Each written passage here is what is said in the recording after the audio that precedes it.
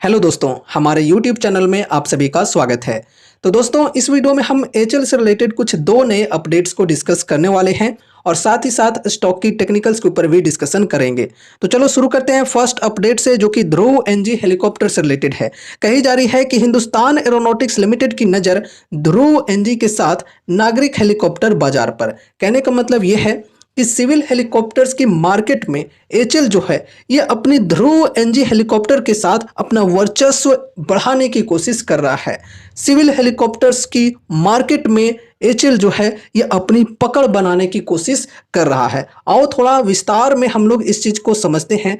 तो देखो, कही जा रही है हिंदुस्तान एरोनॉटिक्स लिमिटेड द्वारा निर्मित स्वदेशी उन्नत हल्के हेलीकॉप्टर यानी कि एएलएच एडवांस लाइट हेलीकॉप्टर्स के नागरिक संस्करण को हाल ही में अपना पहला अनुबंध मिलने के बाद अधिकारियों ने कहा कि वे नागरिक विमानन क्षेत्र में इस हेलीकॉप्टर की मांग में लगातार वृद्धि देख रहे हैं।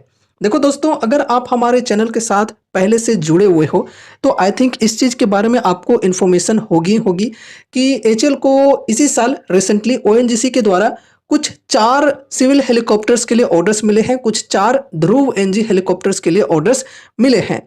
अब देखो, ये जो ऑर्डर्स हैं एचएल के लिए फर्स्ट ऑर्डर है, फर्स्ट कॉन्ट्रैक्ट है। सिविल हेलीकॉप्टर्स के सेगमेंट में ध्रुव एनजी हेलीकॉप्टर्स के लिए ऑर्डर मिला, ठीक है। तो इस फर्स्ट कॉन्ट्रैक्ट के मिलने के बाद अब यहाँ पर ये भी चीज़ें कही जा रही है अधिकारियों के द्वारा कि इस हेलीकॉप्टर की मांग में लगातार वृद्धि देखने को मिल रही है, ठीक है, जो कि काफ़ी अच्छी बात हो जाती है लॉन्ग टर्म के पर्सपेक्टिव से। यहाँ पर देखो, वही चीज़ें कही जा रही हैं जो अभी हमने डिस्कस किया कि ओएनजीसी के द्वारा कुछ 4 हेलीकॉप्टर्स के लिए एचएल को ऑर्डर्स मिले हैं, ठीक है। और एचएल के लिए ये फर्स्ट टाइम है सिविल हेलीकॉप्टर्स के लिए ऑर्डर्स मिलना, ठीक है। अब यहाँ पर आगे कही जा रही है, एक अधिकारी ने बताया कि देश में सिविल हेलीकॉप्टर सेगमेंट अभी भी काफ़ी छोटा है, लेकिन अगले 10 से 15 सालों में इसमें बड़ा विस्तार देखने को मिलेगा। सैन्य सेगमेंट में अपने सफल विकास के साथ ध्रुव एनजी में इस प्रवृत्ति का लाभ उठाने की अच्छी क्षमता है। यह घरेलू बाजार का एक बड़ा हिस्सा हासिल करने के लिए अच्छी स्थिति में है, साथ ही निर्यात के लिए भी इसमें अपार संभावनाएं हैं। अधिकारी ने बताया, ध्रुव एनजी ने अन्य स्थापित खिलाड़ियों और हेलीकॉप्टरों के साथ प्रतिस्पर्धा करते हुए एक वैश्विक निविदा जीती है। तो देखो दोस्तों, यहाँ पर एक अधिकारी के द्वारा बताई जा रही है कि देश में अभी सिविल हेलीकॉप्टर का जो सेगमेंट है ये काफ़ी छोटा है, लेकिन अगले 10 से 15 सालों में इसमें काफ़ी बड़ा विस्तार देखने को मिलेगा। तो ऐसे में अगर इस मार्केट को एचएल पकड़ लेता है तो फिर एचएल के लिए काफ़ी बेहतरीन बात होगी। एचएल की रेवेन्यू में, एचएल की प्रॉफिट्स में काफ़ी ज़बरदस्त ग्रोथ देखने को मिलेगी। ये जो हेलीकॉप्टर्स हैं एचएल के सिविल हेलीकॉप्टर्स जो अभी हम डिस्कस कर रहे हैं ध्रुव एनजी, ये हेलीकॉप्टर्स के लिए काफ़ी बेहतरीन तरीके से ऑर्डर्स मिल सकते हैं अगर एचएल इस मार्केट को पकड़ लेता है तो, ठीक है। और फिर आगे चलकर डोमेस्टिकली वाइज देखें तो काफ़ी बेहतरीन तरीके से ये हेलीकॉप्टर्स के लिए ऑर्डर्स मिल सकते हैं और साथ ही साथ एक्सपोर्ट ऑर्डर्स भी मिलने की चांसेज काफ़ी बेहतरीन है, क्योंकि जो अन्य हेलीकॉप्टर्स हो जाते हैं इस सेगमेंट्स में उनके कंपैरिजन में एचएल के जो ध्रुव हेलीकॉप्टर्स हैं वो काफ़ी ज़्यादा बेहतर हैं और प्रतिस्पर्धा भी ये हेलीकॉप्टर्स जीते हैं, ठीक है। चलो, बहुत ही अच्छी बात है यहाँ पर। तो ये है फर्स्ट न्यूज। अब हम सेकंड न्यूज के ऊपर डिस्कशन करते हैं, जो कि कावेरी इंजन और F404 इंजन से रिलेटेड है।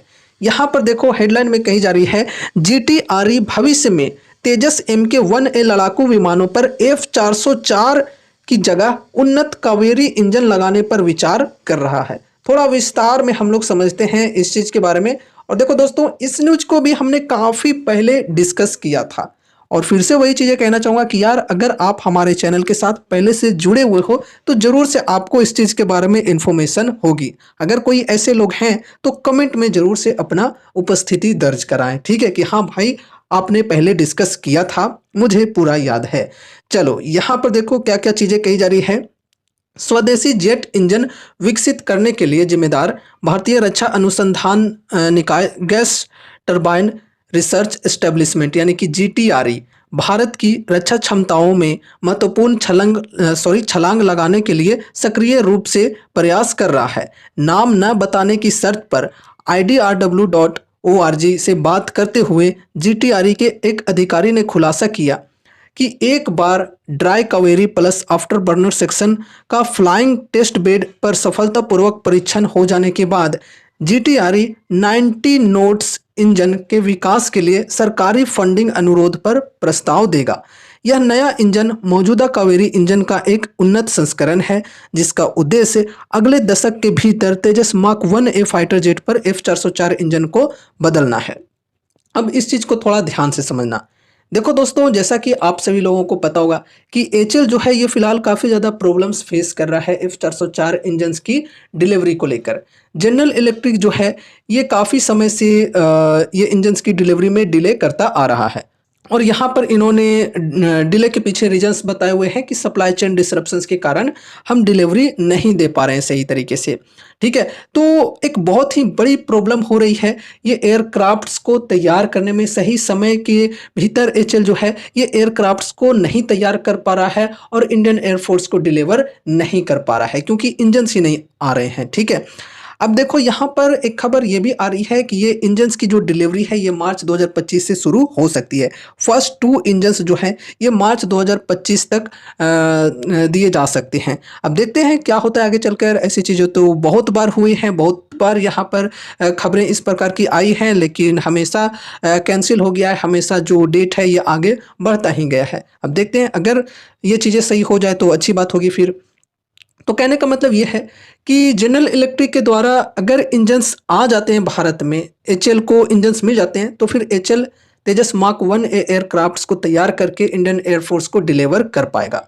और जब तक डिले होती है तब तक डिलीवरी में इस प्रकार की प्रॉब्लम्स आती रहेंगी। ये जो तेजस मार्क 1A का प्रोजेक्ट है इसमें डिले होता रहेगा। तो एक बड़ी डिपेंडेंसी बनी हुई है एचएल की जनरल इलेक्ट्रिक के ऊपर, भारत की जनरल इलेक्ट्रिक के ऊपर। ठीक है, तो एक बड़ी डिपेंडेंसी यहाँ पर बनी हुई है और इस चीज़ के सॉल्यूशन के लिए यहाँ पर GTRE काम कर रहा है। जो गैस टरबाइन रिसर्च एस्टेब्लिशमेंट ये संस्था है, ये अलग अलग प्रकार के इंजन्स के ऊपर काम करता है। अलग अलग टेक्नोलॉजी के माध्यम से इंजन्स को डिज़ाइन एंड डेवलप करने का काम करता है। तो GTRE जो है ये कावेरी इंजन्स पहले से बनाए हैं इन्होंने और उसी कावेरी इंजन का एक उन्नत संस्करण है। एक एडवांस टेक्नोलॉजी के साथ एक इंजन इन लोगों ने बनाए हैं जो कि 90 नोट्स का थ्रस्ट पैदा करता है।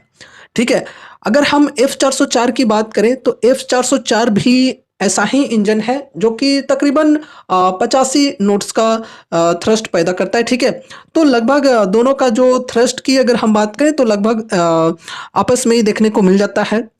ठीक है, तो 85 नोट्स तक हाईएस्ट अगर हम बात करें तो F404 इंजन्स के थ्रस्ट होते हैं। तो उन्हीं के थ्रस्ट के इक्वल ही लगभग इनके इंजन्स की थ्रस्ट हो जाती है जो कि है 90 नोट्स। ठीक है, तो ये जो इंजन्स हैं ये पुरानी वाली कावेरी इंजन की एडवांस संस्करण है, एडवांस टेक्नोलॉजी वाली इंजन है। तो ऐसी चीज़ें कही जा रही है कि भविष्य में F404 इंजन्स को हटा करके मार्क 1A एयरक्राफ्ट में कावेरी इंजन की ये 90 नोट्स के थ्रस्ट वाले इंजन्स का इस्तेमाल किया जा सकता है।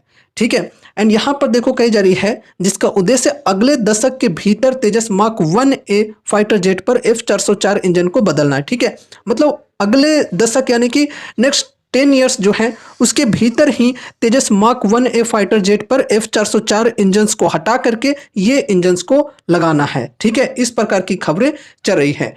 देखो GTRE जो है ये इंजन्स के ऊपर काफ़ी समय से परीक्षण कर रहा है। अभी भी यहाँ पर काफ़ी सारी टेस्टिंग बाकी है। अगर F404 इंजन्स के कंपैरिजन में ये जो कावेरी इंजन्स हैं ये ज़्यादा बेटर प्रूफ होते हैं, ज़्यादा बढ़िया प्रूफ होते हैं, तो फिर वो इंजन्स के जगह पर कावेरी इंजन्स यूज किए जा सकते हैं भविष्य में। आगे देखो क्या कही जा रही है। GTRE के अधिकारी ने बताया कि भारतीय वायुसेना अगले 7 से 8 वर्षों में 220 से अधिक तेजस MK1 और MK1A जेट विमानों को शामिल करने की योजना बना रही है। नए कावेरी इंजन का लक्ष्य F404 इंजनों को बदलना होगा क्योंकि जेट 2035 तक अपने मध्य जीवन में प्रवेश करेंगे जो इन विमानों की अनुमानित सेवा समय सीमा के भीतर है। देखो दोस्तों, क्या होता है ना कि ये जो एयरक्राफ्ट्स होते हैं इसकी भी एक लाइफ होती है। ठीक है, तो यहाँ पर कही ये जा रही है कि 2035 तक ये जो एयरक्राफ्ट्स हैं ये अपने मध्य जीवन में प्रवेश करेंगे। ठीक है, जो कि इनकी अनुमानित जो लाइफ है इससे कम ही है, उसके भीतर ही होगी ये समय। तो इस वक्त यहाँ पर F404 इंजन्स को रिमूव करके कावेरी इंजन्स को लगाया जा सकता है। ठीक है, ये खबरें आ रही है। एंड यहाँ पर देखो कही जा रही है कि अगले 7 से 8 वर्षों में इंडियन एयरफोर्स जो है ये 220 से अधिक तेजस MK1 और MK1A एयरक्राफ्ट्स को शामिल करने की योजना बना रहा है। तो ये सभी एयरक्राफ्ट्स के अंदर आगे चलकर कावेरी इंजन्स लगाए जा सकते हैं, F404 इंजन्स को हटा करके। आगे बढ़ते हैं, आगे और क्या क्या चीजें कही जा रही हैं इन्हें भी समझते हैं।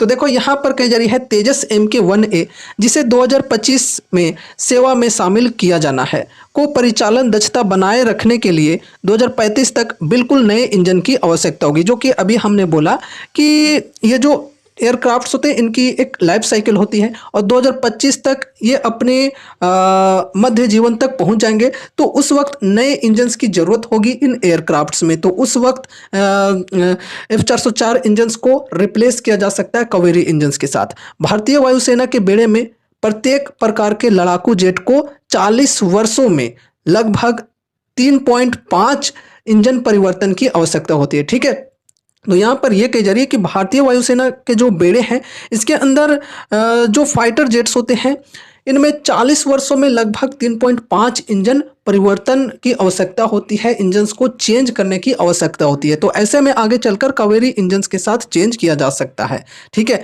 और तेजस MK1A भी इससे अलग नहीं होगा। इसे ध्यान में रखते हुए GTRE यह सुनिश्चित करने पर केंद्रित है कि इसका नव विकसित कावेरी इंजन समय आने पर F404 की जगह लेने के लिए तैयार हो, जिससे भारत के स्वदेशी लड़ाकू बेड़े के लिए दीर्घकालिक स्थिरता सुनिश्चित हो सके। तो दोस्तों अगर ये जो इंजन्स हैं ये वाकई में रिमूव हो जाते हैं और कावेरी इंजन्स लग जाते हैं हमारे mark 1A and mark 1 aircrafts के अंदर, तो ये एक बहुत ही बड़ी अच्छी बात हो सकती है। भारत की जो आत्मनिर्भरता है इसमें एक बहुत ही बेहतरीन सपोर्ट मिल सकता है, क्योंकि अभी जिस प्रकार से निर्भरता बनी हुई है जनरल इलेक्ट्रिक के ऊपर, ये जो इंजन है ये एक बहुत ही कहते हैं ना कि डूबते को तिनके का सहारा होता है, ये इस टाइप की चीज़ बना हुआ है। ठीक है, अगर ये इंजन्स वाकई में उस प्रकार से साबित हो जाता है तो फिर बहुत ही अच्छी बात होगी। फिर जो भी हमारे इस प्रकार के एयरक्राफ्ट्स के प्रोग्राम्स होंगे उनके अंदर ये इंजन्स का इस्तेमाल किया जा सकता है। ऐसा नहीं है कि सिर्फ तेजस मार्क 1 और मार्क 1A के अंदर ही, जो भी सिंगल इंजन वाले एयरक्राफ्ट्स होंगे उनके अंदर ये इंजन्स का इस्तेमाल फिर किया जा सकेगा। ठीक है, यहाँ पर आगे कही जा रही है प्रस्तावित कावेरी इंजन न केवल अधिक शक्ति प्रदान करेगा बल्कि चरम स्थितियों में बेहतर प्रदर्शन भी करेगा। F404 इंजन के विपरीत जो गर्म परिस्थितियों में 7 से 8% शक्ति ह्रास से ग्रस्त है, कावेरी इंजन को फ्लैट रेटेड के लिए डिजाइन किया गया है। इसका मतलब है कि यह भारत की परिचालन स्थितियों के लिए विशिष्ट अत्यधिक गर्मी और उच्च ऊंचाई वाले वातावरण में भी अपनी थ्रस्ट क्षमताओं को बनाए रखेगा। ठीक है, तो जैसा कि हमने बोला कि मतलब जो F404 इंजन्स हैं उससे बेहतर अगर हमारे कावेरी इंजन्स हो जाते हैं साबित, तो फिर बहुत ही अच्छी बात होगी। फिर आगे चलकर एयरक्राफ्ट्स में ये इंजन्स का इस्तेमाल किया जा सकता है। ठीक है, तो ये कुछ 2 अपडेट्स हैं। अपडेट्स देखा जाए तो काफ़ी अच्छी है। अगर आगे चलकर उस प्रकार की चीज़ें होती है तो फिर बहुत ही अच्छी बात होगी हमारे देश के लिए भी, साथ ही साथ HAL कंपनी के लिए भी। अब देखो दोस्तों, यहाँ पर इस न्यूज़ को डिस्कस करने का पर्पस मेरा ये था कि लॉन्ग टर्म के लिए कंपनी की फ्यूचर को आप लोग समझो। ठीक है, फ्यूचर को समझाने के लिए आपको मैं ये न्यूज़ दे रहा हूँ। ये नहीं कि इस न्यूज़ के बाद स्टॉक के अंदर तेज़ी आनी चाहिए। भाई लोग मतलब सोचते रहते हैं कि यार न्यूज़ आ रही है, तेज़ी क्यों नहीं आ रही है, तेज़ी क्यों नहीं आ रही है। यार इतना जल्दी कुछ भी नहीं होता है भाई, ऑलरेडी काफ़ी ज़्यादा तेज़ी आ चुकी है। तो हमेशा तेज़ी नहीं होती है, हमेशा कोई सेक्टर बढ़ते नहीं रहता है। अभी देखो EMS सेक्टर के अंदर ज़बरदस्त ग्रोथ देखने को मिल रही है। तो अभी लोगों को ईएमएस सेक्टर बढ़िया लग रहा है, लेकिन आगे चलकर इसके अंदर भी हमें स्लो डाउन देखने को मिलेगा। ठीक है, डेफिनेटली इस प्रकार की चीजें होगी। कभी एक सेक्टर हमेशा आगे नहीं बढ़ते रहता है। ठीक है, सेक्टर रोटेशन चलते रहता है। कभी एक समय में डिफेंस सेक्टर और रेलवे सेक्टर एकदम बूम में थी, अभी यहाँ पर गिरावटें चल रही है। अभी ईएमएस सेक्टर चल रहा है आगे, एकदम जबरदस्त तरीके से भाग रहा है, लोग हाई पर बाइंग्स करते जा रहे हैं। और जब यहाँ पर प्रॉफिट बुकिंग चालू होगी, जब ये जो सेक्टर है ये अंडर परफॉर्म करने लगेगा, तो लोगों को ये सेक्टर भी बेकार लगने लगेगा। ठीक है, और उस वक्त जो सेक्टर बढ़िया परफॉर्म करते रहेगा वो सेक्टर उनको बढ़िया लगेगा। ठीक है, अभी लोग समझ रहे हैं कि डिफेंस सेक्टर जो है ये खत्म हो गया, इसकी कहानी बिल्कुल नहीं, ऐसी कोई भी बात नहीं है। ठीक है, लॉन्ग टर्म के लिए किन्हीं का विजन है तो ही ऐसे सेक्टर के साथ चलना चाहिए, डिफेंस स्टॉक्स के साथ चलना चाहिए। वही लोग चलेंगे जिनका विजन है लॉन्ग टर्म का। ठीक है, अभी देखो एचएल के अंदर क्या है, यहाँ पर ये जो ट्रेंड लाइन है इसे ब्रेकआउट मिला, स्टॉक के अंदर बढ़िया तेजी आई, लेकिन फिर इस रेजिस्टेंस के लेवल से प्रॉफिट बुकिंग हो गई और अभी स्टॉक वापस से अपने सपोर्ट पर आ चुका है। यहाँ पर 4156 का प्राइस है, फिलहाल 4177 का सपोर्ट का लेवल है, सपोर्ट के नीचे जाने की कोशिश कर रहा है। अगर गिरावटें कंटिन्यू रहती है तो फिर ये जो ट्रेंड लाइन है, पहले रेजिस्टेंस बनी हुई थी, ये सपोर्ट बन जाएगी। साथ ही साथ ये जो ट्रेंड लाइन है 3930, सॉरी जो सपोर्ट की लेवल है ये 3930 की, ये भी सपोर्ट के तौर पे वर्क करेगी। तो ये कुछ सपोर्ट के लेवल्स होंगे। अगर किन्हीं को अभी इन्वेस्टमेंट करना है तो 52 वीक हाई के लेवल से करंट प्राइस तक की बात करें तो डिस्काउंट्स ठीक ठाक मिल रहे हैं, तकरीबन 23-24% के डिस्काउंट्स मिल रहे हैं और सपोर्ट के लेवल पर है स्टॉक।